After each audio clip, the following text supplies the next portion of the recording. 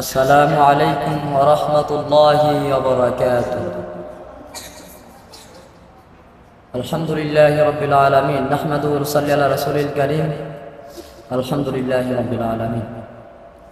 আজকের সাপ্তাহিক অনুষ্ঠানে উপস্থিত সম্মানিত উস্তাদুল মুকাররম, সামনে উপস্থিত সকল ভাইরা, সকলকে আমার সালাম। আসসালামু আলাইকুম ওয়া রাহমাতুল্লাহি ওয়া বারাকাতুহু। সর্বপ্রথম সেই মহান মনিবের দরবারে শুকরিয়া জ্ঞাপন করি, যিনি আমাদেরকে অতি দয়া করে, মায়া করে, ভালোবাসা দিয়ে স্নেহ করে বাছাই করে তিনি এলেম শিক্ষার জন্য আমাদেরকে হিফজ খানায় পড়া তৌফিক দিয়েছেন, সেজন্য সকলে বলছি আলহামদুলিল্লাহ। সেই মহান মানবতার মুক্তির দূত সাইয়্যিদুল মুরসালিন খাতামুন নবীন, যে নবী কিয়ামতের কঠিন ময়দানে যখন কেউ কারো কোনো উপকারে আসবে না, সেই নবী আমাদেরকে শাফাত করি জাহান্নাম থেকে উঠিয়ে জান্নাতে নিয়ে যাবে, সেই নবীর প্রতি দরুদ সকলে বলছি হযরতে মুহাম্মদ সাল্লাল্লাহু আলাইহি ওয়াসাল্লাম। সেই সব শহীদদের মাগফিরাত কামনা করছি, যারা বাংলার জমিনে ইসলামের আইন প্রতিষ্ঠার জন্য, আল কোরআনের আইন জমিনে বাস্তবায়ন করার জন্য তাদের জীবনের তাজা রক্ত অকাতরে বিলিয়ে দিয়ে বাংলার জমিনকে লালে লাল করে দিয়েছেন এবং প্রমাণ করে দিয়েছেন যে জীবনের ইসলামের মূল্য অনেক বেশি। আল্লাহ তাআলা সেই সব শহীদ অদ্দে মুজাহিদদেরকে জান্নাতের উচ্চ মাকাম জান্নাতুল ফেরদাউস দান করুন, সকলে বলছি আল্লাহুম্মা আমিন। আলহামদুলিল্লাহ।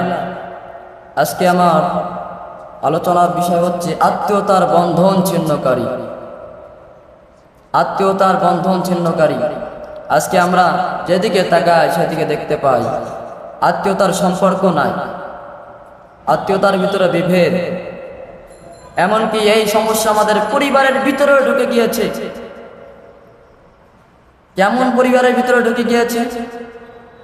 সন্তানের সাথে পিতামাতার সম্পর্ক নাই, সন্তান পিতামাতার পরিচয় দেয় না, ভাই বোনের পরিচয় দেয় না, আত্মীয় পাশের আত্মীয় তার সাথে সম্পর্ক ছিন্ন করেছে।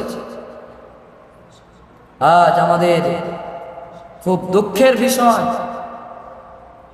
আল্লাহ তাআলার অর্ডার আমরা মানতে পারছি না, আল্লাহ রাসূলের আদেশগুলো আমরা মানতে পারছি না, কিন্তু আমরা ঠিকই মানি যেগুলো আল্লাহ রাসূল আল্লাহ তাআলা আদেশ করেছেন তার উল্টোটা করে আমরা ঠিকই মানি, কিন্তু এগুলো আমাদের মুসলমানদের মানায় না। যদি প্রকৃত মুসলমান হতে হয়, প্রকৃত মুমিন হতে হয়, আপনাকে অবশ্যই আল্লাহ এবং তার রাসূলের আদেশ অর্ডারগুলো অবশ্যই মানতে হবে। আবার অল্প অল্প মানবেন, ইসলাম মতো মানবেন, যেটা মানবেন মন চাবে সেইটা মানবেন না, এমনটা না। ইসলামের ভিতরে আপনার পরিপূর্ণভাবে প্রবেশ করতে হবে, ইসলামের সব বিধানগুলো আপনাকে মানতে হবে, কোরআনের সবগুলো আয়াত আপনাকে মানতে হবে। একটা আয়াত অস্বীকার করতে পারবেন না। যদি আপনি একটা আয়াত অস্বীকার করেন, আপনি কাফের বেঈমান হয়ে যাবেন। আপনি ভালো কাজ করেছেন, দান সদকা করেছেন, আমল করেছেন, হজ করেছেন, শুনে রাখুন আপনি কোরআনের একটা আয়াত অস্বীকার করবেন, অস্বীকার করা মানে কোরআনের একটা আয়াত না মানা, এটাকে অস্বীকার বলা হয়। আপনি এটা করবেন, শুনে রাখুন আপনি কাফের বেঈমান হয়ে মারা যাবেন। সেজন্য আজকে বলতে চাই, আমরা যেখানে দেখি সেখানে আত্মীয়তার সম্পর্ক, আত্মীয়তা ছিন্নকারী দেখতে পাই। যেখানে দেখি, যে পরিবারে দেখি না কেন, আমরা বেশিরভাগ পরিবারে শুনতে পাই আত্মীয়তার সম্পর্ক নাই। কিন্তু আল্লাহ তাআলা বলেছেন আত্তাকুল্লাহাল্লাযী তাসালুনা বিহি ওয়াল আরহাম, তোমরা আল্লাহকে ভয় করো এবং আত্মীয়তার সম্পর্কে সতর্ক থাকো, কোনোভাবে যেন আত্মীয়তার সম্পর্কে বিচ্ছিন্ন না হয়।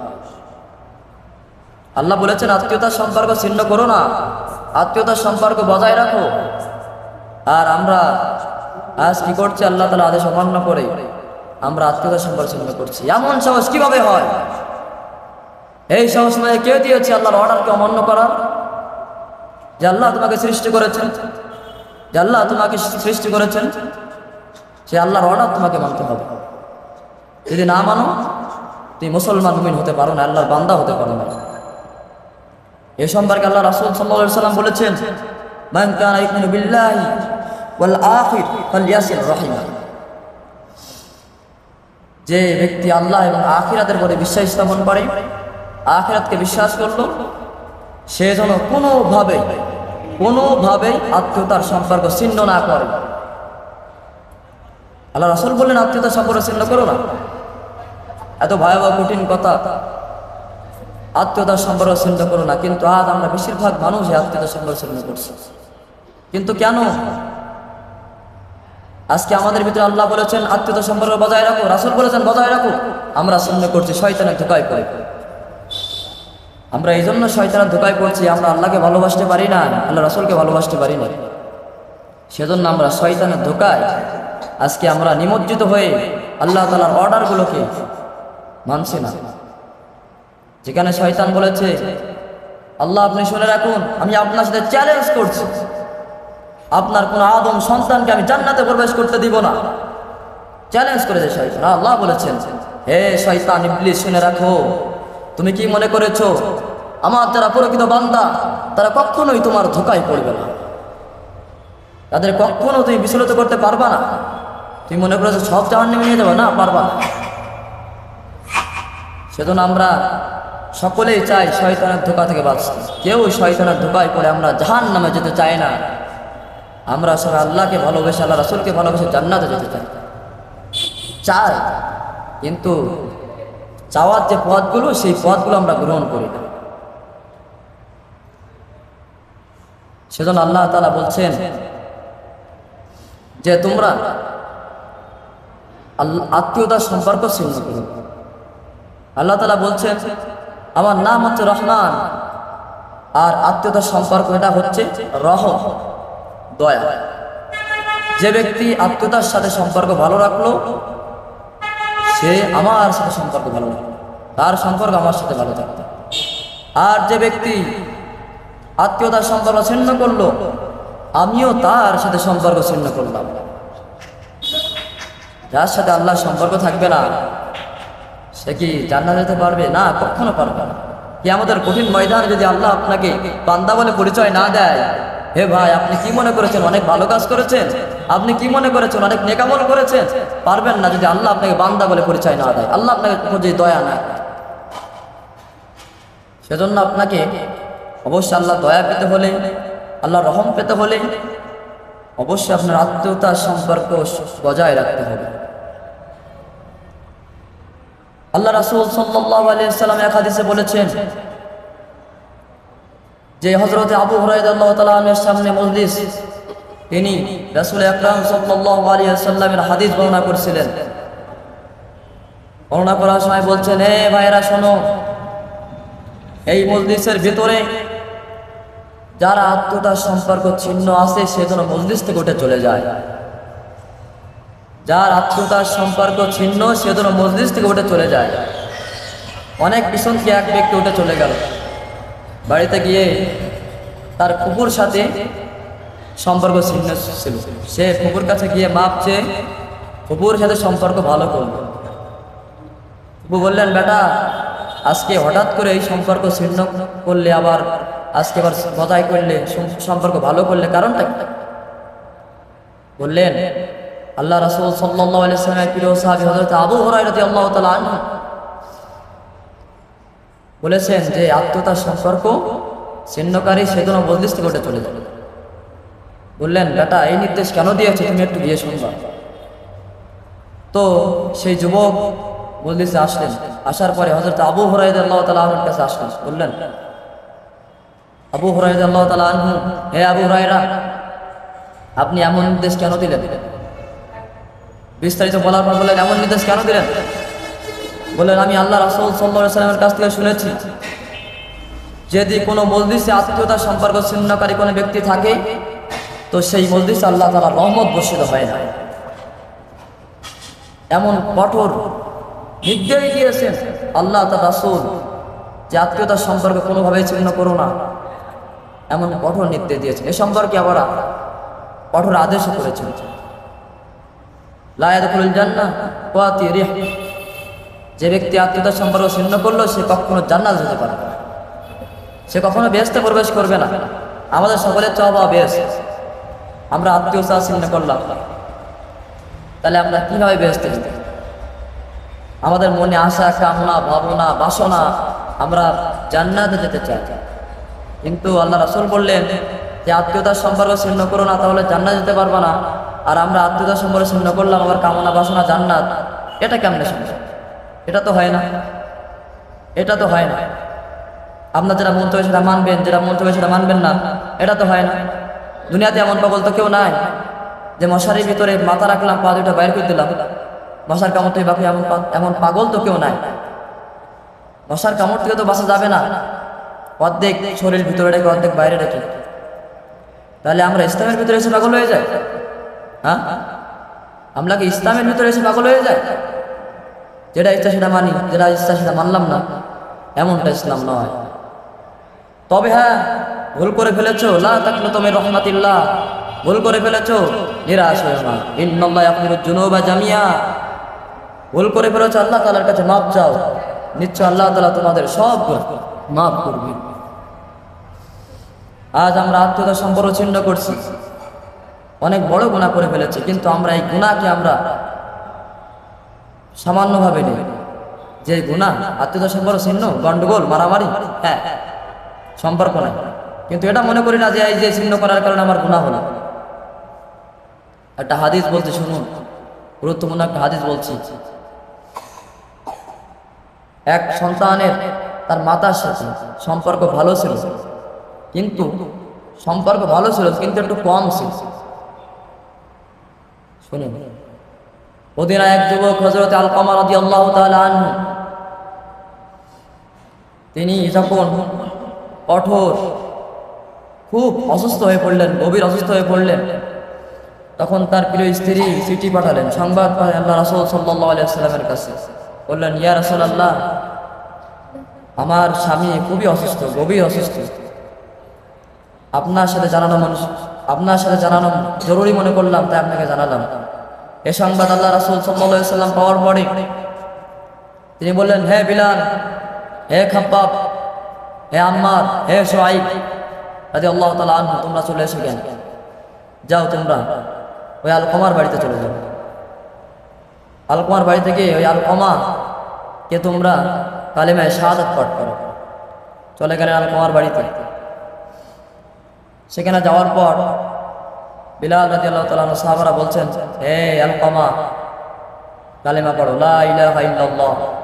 কিন্তু কোনোভাবেই আলকমা রাদিয়াল্লাহু তাআলা আনহু, আল্লাহ রাসূলের প্রিয় সাহাবী, কোনোভাবেই কালেমা শাহাদাত পাঠ করতে পারছেন না। বারবার চেষ্টা করার পরেও, সাহাবাগণ বারবার চেষ্টা করার পরেও কোনোভাবেই সক্ষম হলেন না, কোনোভাবেই কালেমা পাঠ করাতে সক্ষম হলেন না। এক পর্যায়ে যখন পারলেন না, তখন আল্লাহ রাসূলের কাছে সংবাদ পাঠালেন, ইয়া রাসূলুল্লাহ, আলকমা তো কোনোভাবেই আমরা কালেমা পড়াতে পারছি না।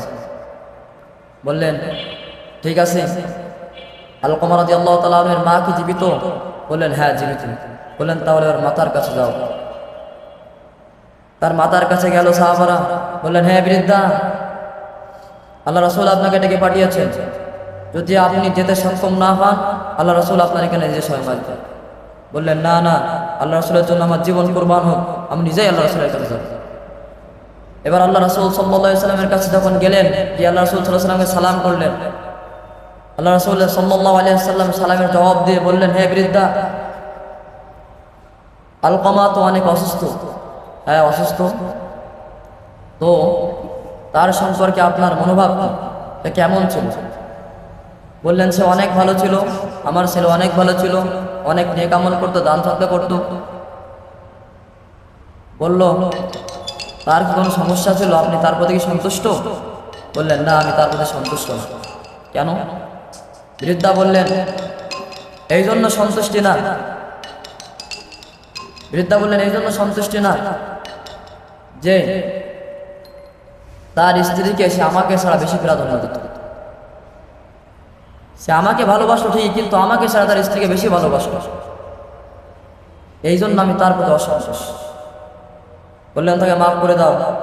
যে মাফ করে না দাও, আল্লাহ তাআলা কঠিন ওই বিচারের দিনে তার নেক আমল, দান সত্য কোনো কিছুই কাজে আসবে না। তো বলা হলো, এ সাহাবারা কিছু লাফিয়ে নিয়েছে, কাঠ নিয়ে এসো, কাঠ নিয়ে আসা হলো। কাঠ বললেন, ইয়া রাসূলুল্লাহ সাল্লাল্লাহু আলাইহি ওয়াসাল্লাম কাঠ কি করবেন? বললেন, এই কাঠ, এই লাকড়িগুলো এক জায়গায় করে আপনার ছেলেকে জ্বালিয়ে দেওয়া হবে। বললেন, এইটা কেমনে সম্ভব? আমার সামনে আমার ছেলেকে আপনি পুড়িয়ে দিবেন, এটা তো আমি কখনো মাথা হয়ে সহ করতে পারবো না। বললেন, হে বৃদ্ধা, শোনো তাহলে আল্লাহর আযাব এসরা আরো কঠিন, আরো দীর্ঘ, আরো ভয়াবহ। তুমি তাহলে মাফ করে দাও, তুমি আলকামা রাদিয়াল্লাহু তাআলা আনহার প্রতি সন্তুষ্ট হয়ে যাও। তখন বললেন, বৃদ্ধা বললেন, আমি এই সকল ফেরেশতা আল্লাহ তাআলাকে এবং সকল মানুষকে সাক্ষীকে বলছি, আমি আলকামার উপর সন্তুষ্ট হয়ে গেলাম। এবার বললেন, হে সাহাবারা, রাসূলুল্লাহ সাল্লাল্লাহু আলাইহি ওয়াসাল্লাম বললেন, হে সাহাবারা, যাও তোমরা আলকামার কাছে চলে যাও।